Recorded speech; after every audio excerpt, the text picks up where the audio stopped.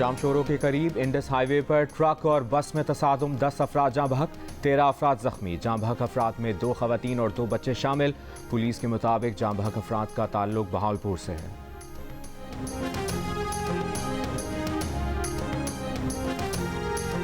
सैलाब ज़दा इलाकों में पानी अब तक ना निकाले जाने से मुतासरीन की मुश्किलात में इजाफा। ताफुन और बदबूदार पानी और वबाई बीमारियों ने मुश्किलात बढ़ा दी। खैबरोड में 24 घंटों के दौरान गैस्ट्रो से 2 बच्चियां इंतकाल कर गईं। 300 से जायद बच्चे गंबर्ट इंस्टीट्यूट ऑफ मेडिकल साइंसेज और दीगर अस्पतालों में दाखिल कराए गए।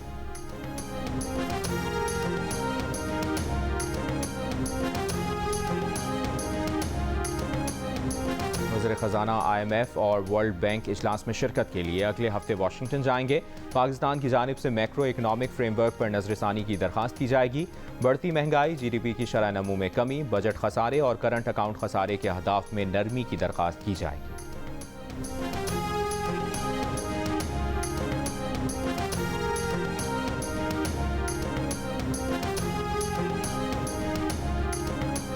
पाकिस्तान तहरीक इंसाफ के मुमकिना लॉन्ग मार्च रोकने की तैयारियां।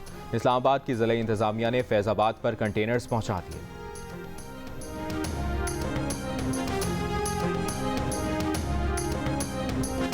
सदर आरिफ अलवी सेनेट और कौमी असम्बली के मुश्तरका इजलास से आज खिताब करेंगे। सदर मुमलिकत ने पार्लियामेंट का इजलास आज शाम 5 बजे तलब किया है। ओपेक प्लस की जानिब से तेल की पैदावार में 2 मिलियन बैरल कटौती का फैसला। फैसले के बाद आलमी मंडी में तेल की कीमतों में इजाफा। ब्रेंट खाम तेल की कीमत एक बार फिर $93 फी बैरल की सतह से आगे निकल गई।